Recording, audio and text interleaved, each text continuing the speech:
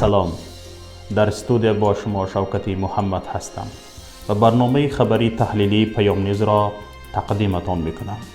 سرخط خبرها: در دوشنبه 9 مهمانخانه درجه 4 و 5 ستاره دار ساخته می شود. آیا ساختمان کارخانه های استحصالی هم در نظر است؟ شورای سیاحان کشورهای اتحاد دولت‌های مستقل راه اندازی روادید همسان به ویزه شنگن اتحاد اروپا سیلک ویزا را مورد بررسی قرار دادند. وزارت امور خارجه چین به نامه شورای حقوق بشر سازمان ملل متحد که رفتار بد حکومت چین با مسلمانان منطقه شینجان این کشور را محکوم کرده بودند واکنش نشان داد. سنه 4 ایول با اشتراک پسر بزرگ رئیس جمهور تاجیکستان رئیس شهر دوشنبه رستم امامعلی رونمایی لایحه مهمانخانه های نو بنیاد شونده حدود شهر دوشنبه برگزار گردیده بود. ضمن معرفی طرح انشاءات بنیاد شونده به رستم وعده شده بود که در دوام 2 سال ساختمان 9 مهمانخانه زمانوی با 630 حجره برای قبول بیش از 1000 نفر در یک وقت ساخته و استفاده داده خواهد شد. این خبر را دفتر مطبوعاتی حکومت شهر دوشنبه رسانه‌ای کرده از شرکت هایی که ساختمان این مهمانخانه ها را به عهده گرفته‌اند نام برده بود. طبق منبع جمعیت دارای مسئولیت محدود رشد آسیا ساختمان مهمانخانه دیپلمات را در زمینه بنا و انشاءات فرسوده در کوچه باختر ناحیه اسماعیل سامانی جمعیت دارای مسئولیت محدود الیت استرای سرویس بینای بسیار فونکسیونالی بسیار آشیانه از جمله مهمانخانه 5 ستاره دار را در کوچه عینی ناحیه شاه منصور جمعیت دارای مسئولیت محدود سیبستان 2018 مهمانخانه زمانوی گراند رودکی تاور را در خیابان رودکی ناحیه اسماعیل سامانی اینچنین دیگر شرکت های وطنی در پایتخت جمهوری طی 2 سال مهمانخانه های معاصر حاضر زمان را با صفتی بلند و دیزاین ملی بنیاد خواهند کرد. روز گذشته 11 ایول بار دیگر در کاخ ملت رستم با پدرش در مراسم معرفی طرح این 9 مهمانخانه نو شرکت کردند. دفتر مطبوعاتی رئیس جمهور در این باره خبر داده نوشته است که ساخت و ساز این 9 مهمانخانه ها را صاحبکاران کشور سرمایه گذاری می کنند. رئیس جمهور از سازندگان تقاضا کرده است که ساخت و ساز با کیفیت بالا و نظر داشته معیارهای ملی با استفاده از هنر والای معماری انجام داده شود. گفته می شود همه این مهمانخانه ها با انابت طلبات بین المللی ساحه به درجه 4 و 5 ستاره دار ساخته می شوند. خوب است. مبارک باشد. با ساخته شدن این 9 مهمانخانه پایتخت باز هم زیباتر می شود. ولی این خبر از چند جهت سوال برانگیز است.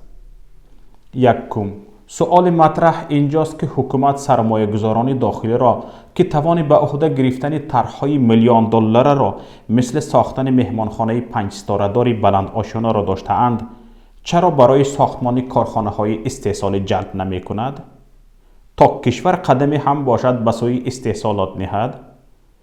همگان می‌دانیم که تاجیکستان اکثریت مال کالا را با شمول غذاها و مالهای نیاز اول از خارج وارد می‌کند. در همین حال چرا این ثروتمندان تاجران کوشش به استحصالات نمی‌کنند؟ اینجا مدار ذهنی نمی‌رسد یا در استراتژی حکومت این گونه برنامه وجود ندارد؟ والا این مهمانخانه ساختن تا ساختن به استفاده دادن یک پهلوی مسئله است. اما بعد از اینکه اینها مهمانخانه را به استفاده میتین کی مالک آنها میشود این پهلوی دیگری مسئله. ما کارخانه و یا اینکه شرکت های زیادی را در یاد داریم که صاحبانشان با خیلی زحمت و مشقت های زیاد یعنی 3 سال و 4 سال و یا اینکه تا 10 سال زحمت کشیدن برای خودشان یک سرمایه نمیدونم قرض کردن جلب کردن و با هر راهی سرمایه پیدا کردن برای خودشون یک بیزنس و یا اینکه یک تجارت ساختن. اما زمانی که این تجارت به گردش در آمد و یا اینکه زمانی که این تجارت فایده آور شد در حال یکی از افراد عائله و یا اینکه نزدیک به عائله آمدن با ضرب زور و یا اینکه با فشار و تهدید و دیگر این تجارت ها رو از مردم کشیده گرفتند. و اگر هم این 9 مهمانخانه‌ای که میسازند در آینده نزدیک اگر بسازند، شاید که فردا حالا ما در غصب مالکیت مردم فرزندای بزرگ امام علی رحمان را خیلی سراغ داریم. مسئله دیگری که در این باره مطرح کردنی هستیم این است که عین حال در دوشنبه خرد و کلان نزدیک به 100 مهمانخانه موجود است. تنها مهمانخانه هایی که در شبکه های جهانی اینترنت از خود درک داده اند 150 عدد می باشند که در دوشنبه و اطراف آن جایگیر هستند. برای خارجیانی که می خواهند به تاجیکستان بیایند و در مهمانخانه های خود دوشنبه جایگیر شوند، شبکه جهانی اینترنت 70 مهمانخانه پیشنهاد می کند. تعداد مهمانخانه ها شاید از این زیاد هم باشند، ولی آیا این مهمانخانه ها مشتری دارند؟ آیا با مهمان پر شده ایستاده اند؟ طبق سنجش ما مهمانخانه های کلان در دوشنبه حتی به یک بارگی به قبول تا 100 نفر مهمان آماده هستند. پس آیا صلاح کار است که با صرف مبلغ زیاد 9 مهمانخانه ساخته شود و صاحبانش روز و ماه سال دراز مهمان کافته گردند؟ معمای دیگر این است که این 9 مهمانخانه را که صاحبکاران می ساخته اند چگونه به اتفاق آمده اند که کار را در یک مهلت سر کرده در یک مهلت به اتمام می رسانند، و یا اینکه چگونه این صاحبکاران هم دیگر را پیدا کرده به این اتفاق رسیده اند که حتما مهمانخانه می سازند. اگر این صاحبکاران را کسی مجبور نساخته باشد چگونه با رقیبان تجاری به یک اتفاق رسیده اند؟ وقتی که 9 نفر یک جا اتفاق میکنن یا که سر یک خلاصه میگن که 9 مهمانخانه میسازن، من فکر میکنم که اینجا این کار از پیش خود آنها صورت گرفتگی نیست، و یا اینکه اگر هم از پیش خودشان صورت گرفتگی باشد، اینجا 2 نکته هست: یا میخواهند با ساختن این مهمانخانه و یا اینکه مهمانخانه ها کدام نمیدونم جنایت اقتصادی خودشان را رو پوش کنند، و یا اینکه تمام اینها سفارش گرفته‌اند که باید مهمانخانه بسازند و ساختن این مهمانخانه ها برای فرد سفارش دهنده مهم نیست که فردا فایده آور می شود و یا اینکه زیان آور. یک خود ساختمان این 9 مهمانخانه همین گونه 10 ها شبهه ها را به میان می آورد. اما طبق معلومات به ما رسیده از جانب رستم امام علی، تمام منصبداران بلندپایه که با راه‌های مشکوک صاحب پول مال شده اند وظیفه‌دار شده اند که در شهر دوشنبه ساختمانی را به عهده گیرند. به طور مثال طبق معلوماتی به ما رسیده ساختمان یکی از این مهمانخانه ها را صاحب کاری در درون ناخنک صاحب منصب رئیس کمیته انداز دولتزاده نصرت الله مقیم به عهده گرفته است. اکنون مختصر از خبر و رویدادهای دیگر همکارمان صفیه واحدова به شما گزارش می‌دهد. در شهر سمرقند سنه 10 ایول ضمن جلسه شورای سیاحان کشورهای اتحادیه دولت‌های مستقل راه‌اندازی روادید همسان به ویزای شنگن اتحادیه اروپا سیلک ویزا موردی بررسی قرار گرفت. طور رسانه‌های ازبکی خبر می‌دهند در این جلسه که شرکت‌های سیاحی تاجیکستان نیز حضور داشتند از راه‌اندازی روادید سیلک ویزا جانبداری کردند. شرکت‌های سیاحی تاجیکستان گفتند 80% سیاحانی که از تاجیکستان دیدن می‌کنند خواهان بازدید کشورهای دیگری آسیای مرکزی نیز هستند، اما به سبب لازم بودن روادید علاهیده به کشورهای دیگری آسیای مرکزی عملی شدن خواهش آنها امکان ناپذیر است. انتظار می رود که با پیاده شدن روادید سیلک رود ویزا شمار سیاحان خارجی در تاجیکستان افزایش یابد. همچنین شرکت‌های سیاحی امکان پیدا می‌کنند که به مشتریان خود در یک وقت سفر به چندین کشور آسیای مرکزی را پیشنهاد نمایند. ولادیمیر پوتین رئیس جمهوری روسیه باری نخست با همتای اوکراینیش ولادیمیر زلنسکی در گفتگوی تلفنی وضع در شرق اوکراین را بررسی و تبادل افکار نمود.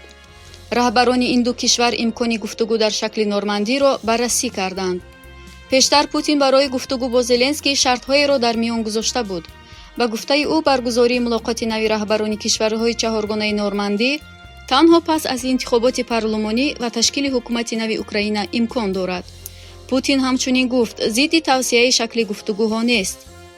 дар шакли нормандӣ раҳбарони Фаронса, Олмон, Украина ва Русия вазъ дар Донбассро баррасӣ мекарданд. Зеленский пешниҳод кард, ки бо иштироки Иёлоти Муттаҳидаи Амрико дар шаҳри Минск гуфтугӯҳои нав оғоз карда шавад. вазири умури хориҷии Русия Сергей Лавров дар вокуниш ба пешниҳод гуфт, Зеленский ин масъаларо ба ҷои дар шабакаи иҷтимоии Facebook матраҳ кардан, аввал бояд бо Москва баррасӣ мекард.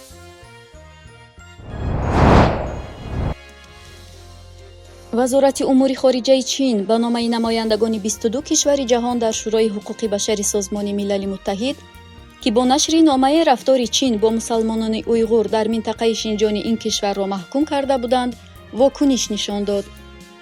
намояндагони шӯрои ҳуқуқи башари Созмони Милали Муттаҳид аз назоратҳои сахт болои мусалмонон ва маҳдудиятҳои густурдаи ҳукумати Чин дар ин минтақа изҳори нигаронӣ карда аз Пекин хоста буданд, ки озодии мусалмонони Шинҷонро таъмин кунад ва ба боздоштҳои худсарона поён диҳад.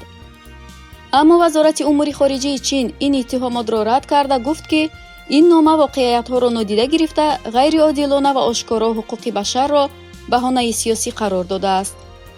ин дар ҳолест, ки моҳи апрели соли ҷорӣ дабири кулли Созмони Милали Муттаҳид Антонио Гутерреш дар мулоқот бо президенти Си Ҷинпин аз роҳбари Чин хоста буд, ки ба ҳуқуқи инсон эҳтиром гузорад. 15 миллион аз уйғурҳо дар Чин, ки бештарашон мусалмон мебошанд, солҳо боз аз бадрафтории мақомоти ин кишвар шикоят доранд. тибқи маълумот аз расонаҳои ҷаҳонӣ, мақомоти Чин нисбати мусалмонон шиканҷа ва фишору тазиқҳои фаровонро раво мебинанд. اینجا نهایت برنامه امروزی ماست و من با شما خداحافظی میکنم. برنامه های رادیویی ما و مطلب های ما را در پایگاه پیام.net و شبکه های اجتماعی پیگیری کنید. انتظار پیشنهاد و ملاحظه ها و همکاری های شما هستیم. سربلند و پیروز باشید. خیر تا روز دیگر.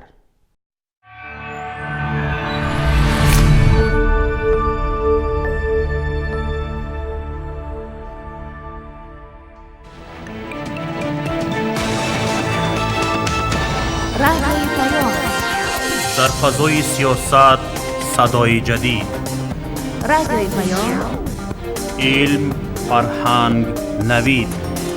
رادیوی پیام، مشورت، بحث، گفت و شنید.